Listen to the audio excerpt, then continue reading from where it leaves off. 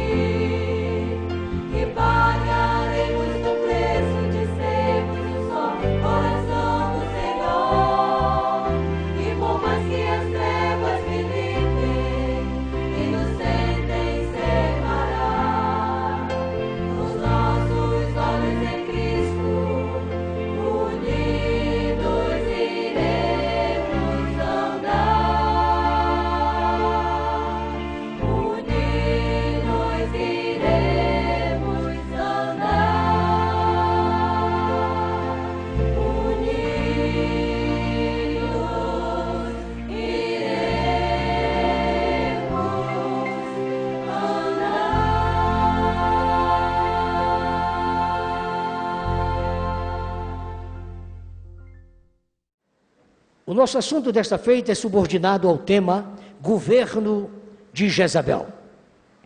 Curiosamente, Jezabel significa casta, Ela era filha de Etebaal, rei de Sidom.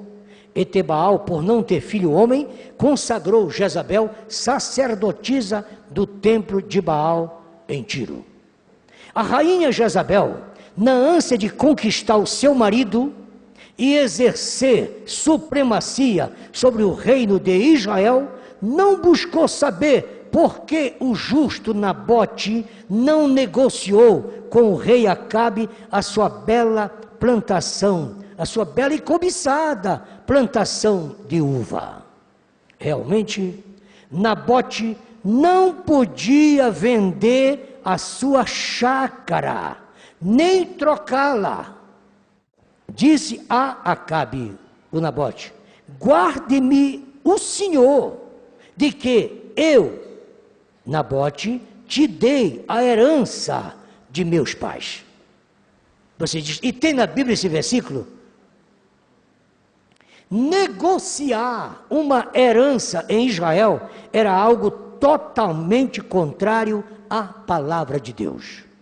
Indiscutivelmente, o Senhor não gosta, indiscutivelmente, o Senhor não gosta que alguém transfira a outrem uma bênção que Ele deu exclusivamente àquela pessoa, isto é, a você.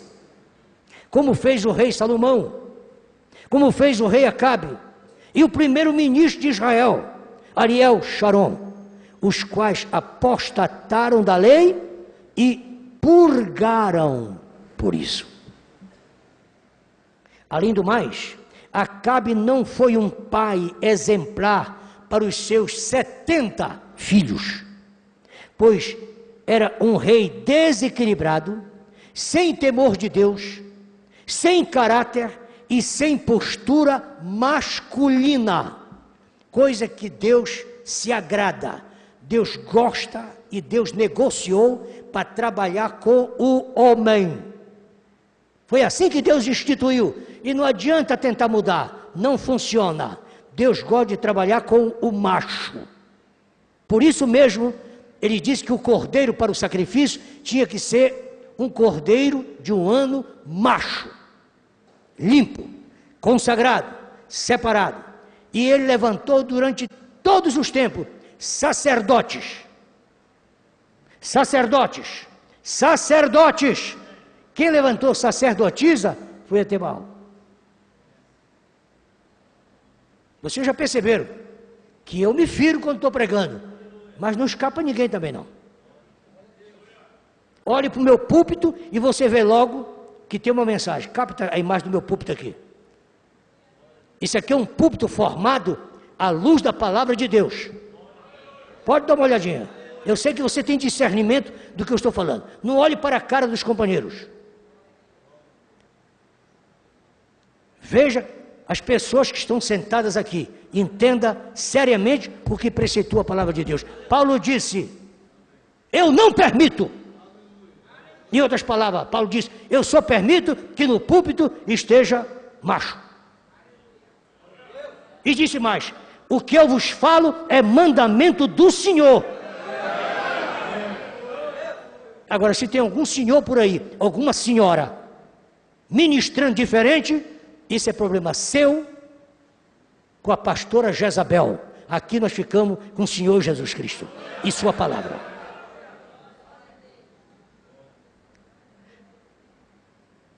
Além do mais, Acabe não era um pai exemplar. Por isso teve essa atitude.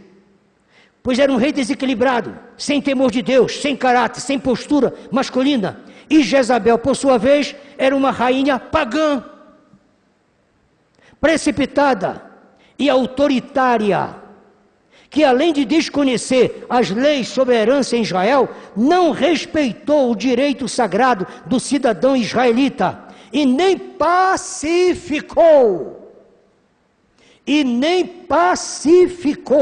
a demanda entre Acabe e Nabote.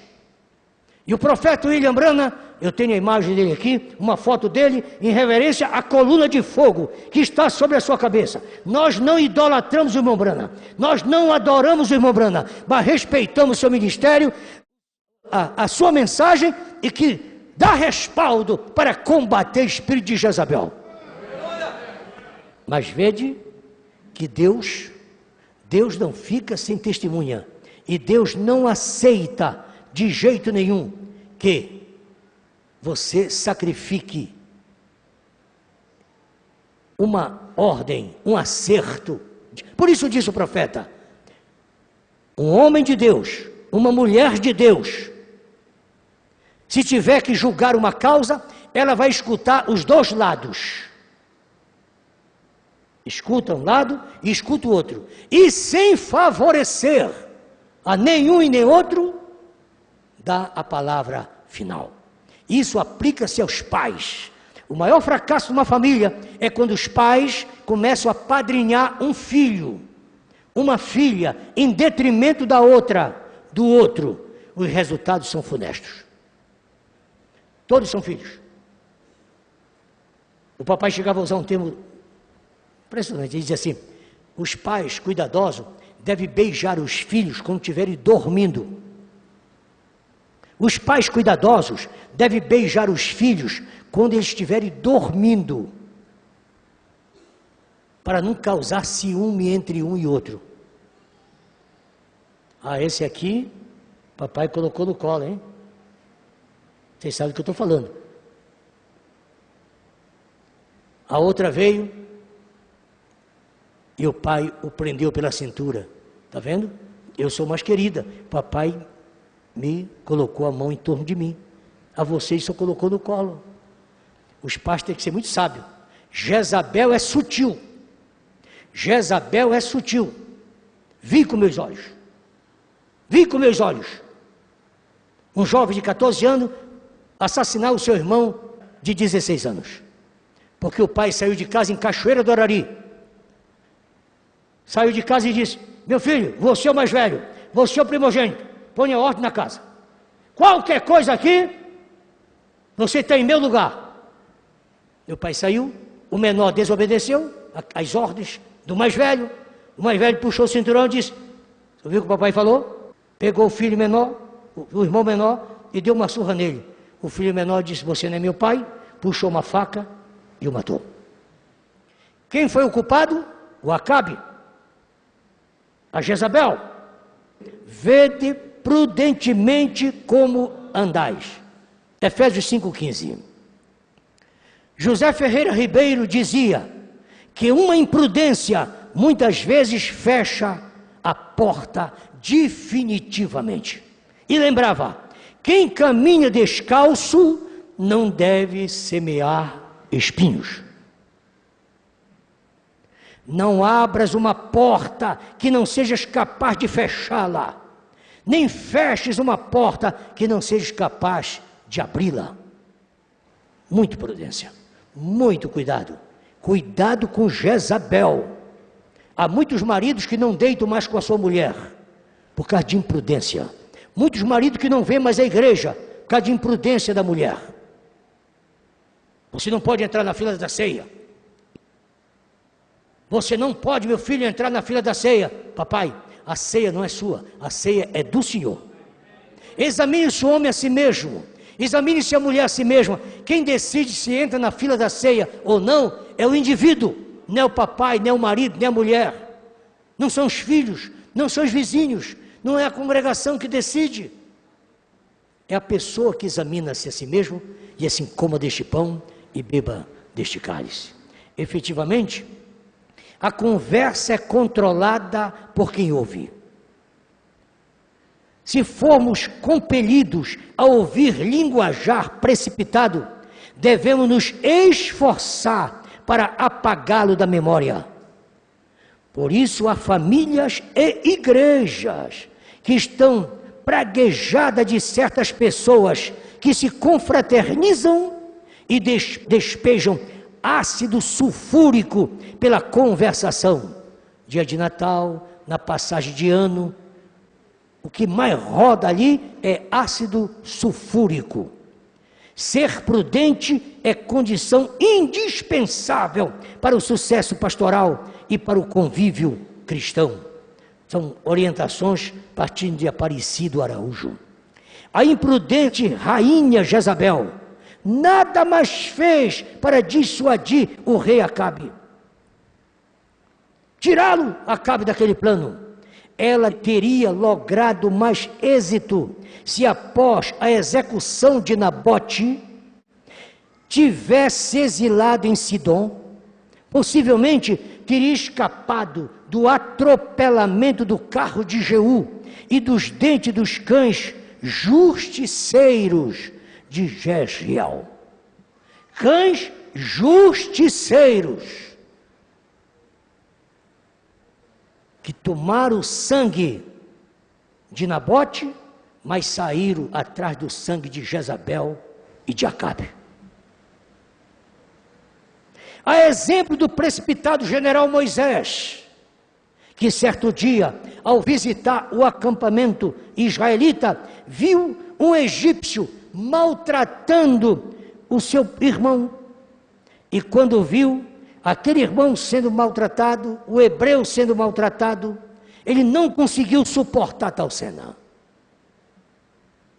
Moisés não suportou aquilo e tentou defender seu irmão e acabou matando o seu compatriota e escondendo este na areia. Partiu para cima. E partiu para matar. Por isso mesmo, que os obreiros, ao tratarem assunto que envolve várias pessoas, não devem tomar nenhum partido e nem opinar sem saber o que aconteceu e por que aconteceu. Um ministro responsável, ao assentar-se com pessoas em litígio, deve ouvi-las e sem favorecer nenhuma das partes. Deve levá-las à harmonia, como fez Paulo ali nos Filipenses, na cidade de Filipos, na antiga Crendices. Olhando para a irmã Evódia e olhando para a irmã Sintique, disse: irmãs, peço por favor que façam as pazes como irmãs no Senhor. Origem de Jezabel. Quando a princesa Jezabel nasceu no palácio de Sidom, ninguém imaginou que um dia essa idólatra se tornaria rainha em Israel.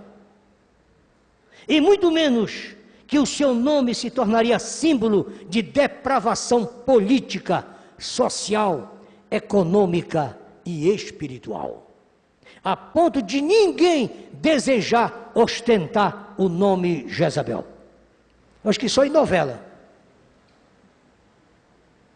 Não sei se vocês conhecem alguma pessoa com o nome Jezabel. Quando falo acerca da rainha e profetiza Jezabel, penso no estadista e profeta Moisés, grande servo de Deus, escolhido para o trabalho do Senhor desde o seu nascimento. Moisés, ao contrário de Jezabel, é um nome reverenciado pelos cristãos, cultuado pelos judeus e respeitado por todos os povos. Moisés foi uma criança nascida no meio da escravidão e pobreza. Porém, depois de descoberto pela filha de Faraó, foi criado no luxo e esplendor da realeza egípcia.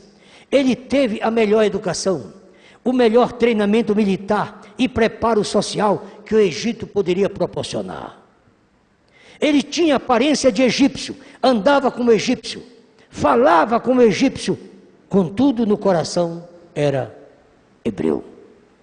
A vida de Moisés era muito difícil. Ele queria vivê-la de um certo modo e o Espírito de Deus o guiava de uma outra maneira. Quando ele estava com um pé no trono, prestes a se tornar herdeiro do mundo, cometeu um homicídio, então tornou-se um fugitivo. Assassinato no Egito era um crime passivo de morte, mesmo que o condenado fosse membro da família real. Moisés, que vivia em riqueza, luxo, no palácio, precisou fugir. Foi para o deserto do Sinai e chegou a Mídia. Lá viveu por 40 anos. O homem que nasceu pobre, mas que fora criado no luxo, acabou vivendo na obscuridade do deserto. Ele achava que Deus havia se desviado dele. No entanto, o Senhor o preparava para ser um líder mais forte e mais eficiente do futuro. O irmão Brana cita um pensamento de um certo reverendo que dizia: se você não é um soldado, você não é atingido. Prossegue o profeta: então pensei que isso foi muito bem colocado, e conforme as batalhas aumentam, você se torna um verdadeiro alvo. Se você é soldado, então você vai correr riscos. Se você é um semeador, você vai correr riscos de ver nem toda a semente germinar e produzir, mas isso não vai fazer você parar. Você vai continuar. Quantas vezes vocês já me ouviram dizer, se você sai caminhando e para todas as vezes que um cachorro late, você não chega em lugar nenhum. Ah, para com isso. 2017 você não vai fazer nada. Em 2016 você não fez, você não escuta isso. Você vai em frente. Prossiga. Diga: eu estou andando, olhando firmemente para Cristo, autor e consumador da minha fé. Eu não vou me embaraçar com isto. Eu vou prosseguir de todas as formas. As batalhas virão. A luta surgirá. Mas você está sempre lutando. No caso de ser um bom soldado, me lembrei de um pensamento de Alexandre, o grande imperador. Ele tinha um oficial na sua tropa, chamado Alexandre. Só que esse Alexandre, que era um oficial intermediário, um capitão, chegava atrasado no serviço, faltava o culto, cantava desafinado, não trazia o instrumento, não carregava mais sua Bíblia. Tudo que ele fazia era trazer um celular com alguns versículos que esses desocupados fazem. Perdoai-me com você que não me conhece, mas eu sou desse jeitinho que estou te falando. Carrega a Bíblia. O diabo tem medo da Bíblia. O diabo não tem medo de celular, não. Tu põe a tua Bíblia na tua mão, segura a Bíblia, tu vai ver capeta tremendo no teu caminho. E Alexandre disse: soldado, capitão, por que você chegou atrasado de novo? Aí mais uma mentirinha. E por que hoje de novo? Mais uma mentira. Desculpa sobre desculpa. Depois que você aprende a começar a dar desculpa, depois que Jezabel entra no teu couro, tu tem desculpa para tudo. Para tudo tem desculpa. Chega ao ponto de dizer: eu só estou usando essa saia de prostituta porque eu vou no shopping e não encontro saia de cristã. Não tem mais costureira, não? Você diz: oh, que revelação. Não, foi o profeta que disse isso. Acabou as costureiras? Pega essa tua saia, toca fogo nela e manda fazer uma roupa decente para ti. Ô soldado, por que você continua com esse comportamento? Não, você sabe. Conversa de catita com medo de gato pegá-la. Diz: soldado, me diga uma coisa. Como é o seu nome? Comandante, meu nome é Alexandre. Ele disse: momento, a partir de hoje, ou você muda de comportamento, muda de atitude, ou mude de nome. Se você é cristão, viva como cristão. Se você é um crente, viva como crente. Diga: eu não dou conta de cumprir tudo que está na palavra de Deus, mas estou lutando. Eu sou soldado. Não culpe a Bíblia, não culpe a igreja. Ah, porque a igreja, porque o pastor, porque o diácono, os irmãos. Põe culpa em todo mundo. E chega ao ponto de culpar até o diabo. Ah, foi o diabo. Conta-se que uma vez um cidadão passou na porta de um cemitério. Lá estava um personagem chorando copiosamente na porta do cemitério. E aquele homem era um homem muito espiritual, chamado senhor Ferreira. E ele foi lá, teve discernimento, ficou olhando. Rapaz, isso não é um ser humano, não. Isso é o demônio. Foi lá e bateu nele. Tremeu para todo lado, que é assim. Você bateu e tremeu. Quando tu tocar no ombro de uma pessoa, ela tremer, tu já sabe o que tem. Tu estende a mão, toca na testa dela, ela cai e o espírito sai. E ele disse: ô Satanás, é tu que está aqui? Sou eu. É assim que o diabo chora? E tu está chorando porque eu estou sendo perseguido pelos crentes. Rapaz, os crentes estão me acusando. Mas os crentes estão te acusando, demônio. Então, o que estão te acusando? É que eles vão lá para a igreja e ficam dando testemunho deles lá. e contando o que eles aprontam por aí, aprontaram no Natal, aprontaram na passagem de ano, no dia de Reis, e já estão se preparando para aprontar no Carnaval, e põe a culpa em mim. Eu não tenho culpa disso, é eles mesmo. Infelizmente, senhores e senhoras, há crente que faz isso. Ele apronta e põe a culpa em Satanás. É claro que Satanás, Jezabel, Acabe e às vezes você é raspa da mesma panela. Mas eu estou falando para cristão que está fora disso aí. Um soldado tem que ter essa segurança. Ele pode ser ferido, ele pode ser machucado, mas ele vai em frente. Ele sabe que ele foi chamado para servir, para lutar, para combater. Então, não pense nisso. Você vai ser alvejado, mas prossiga com fé no Senhor Jesus. Diz mais o profeta: ainda se eu estiver tentando e falhar, Deus não me deixará. Eu não tenho muita confiança em quem tenha medo de fazer qualquer coisa. Eu prefiro ser encontrado fracassado do que demasiadamente preguiçoso para tentar fazer. Deus não te considera responsável por teus erros involuntários. Um homem pode fazer algo, corre risco de cometer erros, ele vai errar, ele vai cair, mas se ele for real e divinamente chamado por Deus, e Deus estiver em seu coração, ele se levantará outra vez. Qualquer soldado está sujeito a se ferir ou se machucar em combate, mas se ele tiver um propósito ou algo por que lutar, ele se levantará de novo. O bom soldado da cruz fará o mesmo. Soldados somos de Jesus e campeões do bem da luz, dos exércitos de Deus. Acompanhe com palmas, bem forte, bem forte. Vamos combater o meu pecado e seu poder. A batalha grande está, a vitória Deus te dá. Terminamos terminar a batalha aqui, e pra sempre descansar com Jesus ali. Todos os que são fiéis ao vontade onde receber talvez como galardão. Certamente Deus disse a Josué: eu conheço Moisés, ele é de minha confiança e sei do que ele é capaz. Portanto, como fui com Moisés, assim serei contigo. Você nunca será derrotado. Deus nunca desamparou Moisés, nem deixou Josué, e jamais te deixará. Ele será conosco todos os dias, e a congregação diz aleluia.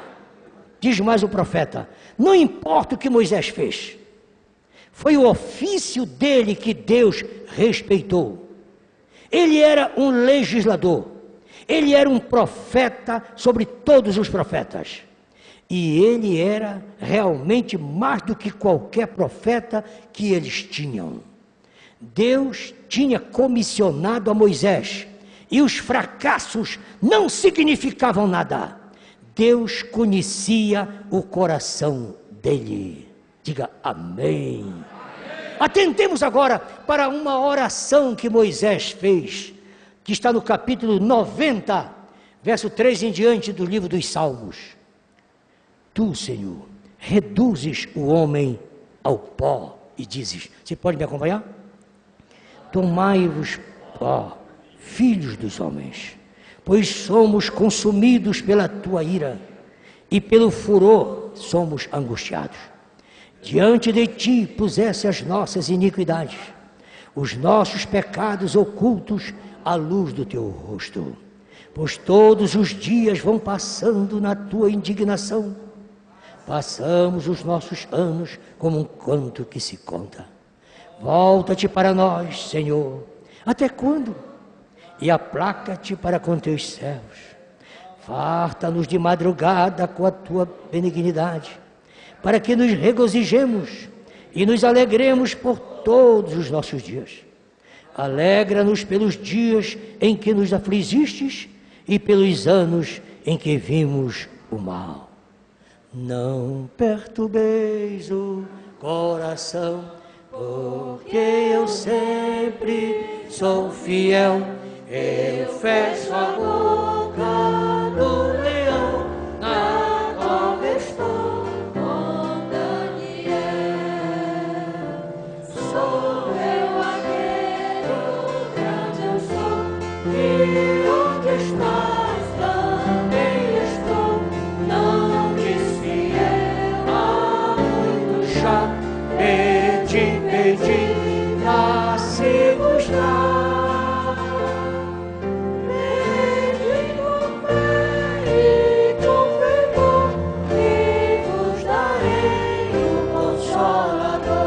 Certo dia, Estevão viu. Certo dia.